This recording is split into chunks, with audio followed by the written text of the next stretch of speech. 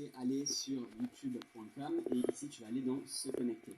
Donc soit tu as un compte, soit tu n'en as pas encore. Si tu as un compte Google, tout simplement tu mets ton adresse email et tu te connectes. Et si tu n'en as pas, tu vas aller dans créer un compte ici. Si la chaîne YouTube que tu veux créer, c'est une chaîne personnelle, la plupart du temps, dans 99% du temps, ça sera le cas, tu mets pour moi. Si tu veux créer une chaîne qui va être gérée par plusieurs personnes en même temps, tu peux mettre pour gérer mon entreprise. Donc bon, là, on va choisir pour moi. Donc là, très facile, tu remplis les informations. Je vais créer du coup une nouvelle adresse. Pour ton adresse email, tu peux cliquer sur créer une nouvelle adresse Gmail à la place. Comme ça te met directement le @gmail.com. Maintenant, je vais mettre le maître de la guitare. On va faire suivant.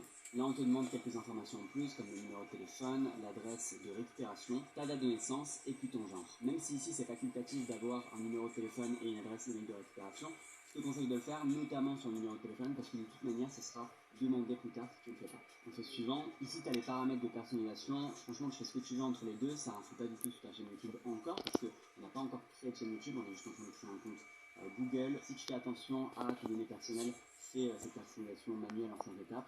Là, pour le coup, pour l'exemple, j'ai juste fait une étape. On arrive sur cette page, on doit confirmer tout en bas, et puis confirmer une deuxième fois, on accepte. Et ça y est, on a notre compte Gmail et on est directement connecté sur YouTube avec notre compte Gmail.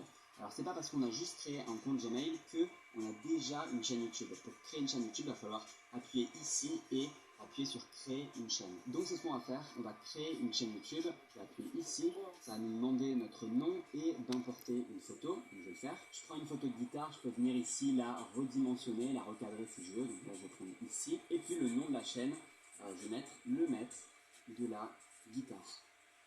Et je crée une chaîne. Et ça y est, j'ai déjà ma chaîne YouTube qui est créée, même si on n'a quasiment rien touché sur les paramètres. Là, je pourrais déjà publier des vidéos ici en mettre en ligne une vidéo, mais j'ai rien fait sur les paramètres, les réglages, et c'est important de faire un tour sur les paramètres, tu vas le voir, pour changer plusieurs choses. Donc pour accéder à tes paramètres, tu vas ici dans paramètres, tu arrives sur cette page, et la première chose que tu dois faire, c'est cliquer sur état et fonctionnalités de la chaîne. Là, ça te fait arriver sur ton YouTube Studio, et il y a plusieurs choses qu'on va devoir gérer dans ces paramètres de YouTube Studio. La première chose, c'est que la chaîne YouTube qu'on a créée, en fin de compte, elle n'est pas fonctionnelle à 100%.